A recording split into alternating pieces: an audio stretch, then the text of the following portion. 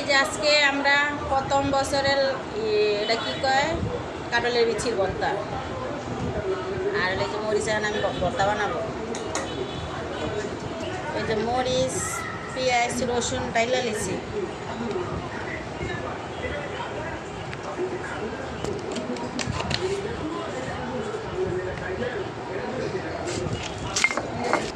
এই যখন আমি লবণ দিয়া বাটা দিতেছি। এই যে কাটলের বিচিগুলো দিয়ে দিতেছি। সেই স্বাদ, কাটলের বিচির ভর্তা অনেক মজা লাগে।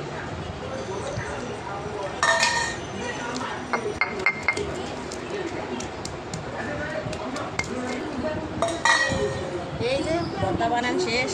কাটলের বিচিটা আমি আড়া বাড়াই করছি, বেশি মিহিন ভালো লাগে না। সেই স্বাদ। এখন আমি ভাত খাবো পাটা পোষা। এই যে আমি পাটা পোষা ভাত খাবো। এগুলো আমরা ছোটো থাকতে মায়েরা ভর্তা বানাইতো, পাটা পোষা দিতে পারলে আমরা খাইতাম, সেই মজা। আপনারা অবশ্যই খাইলে কমেন্ট করে জানাবেন।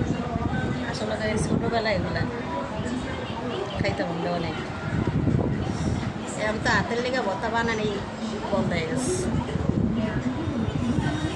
ছোটোবেলায় খাইছি, বিয়ের পরে ওই যে শাশুড়ি ভর্তা বানাইতো, সে পাটা বসতো আমার নন্দেরা,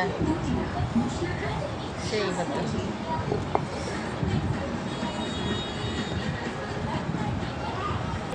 এই যে পাটা পোষা ভাত খাইলাম।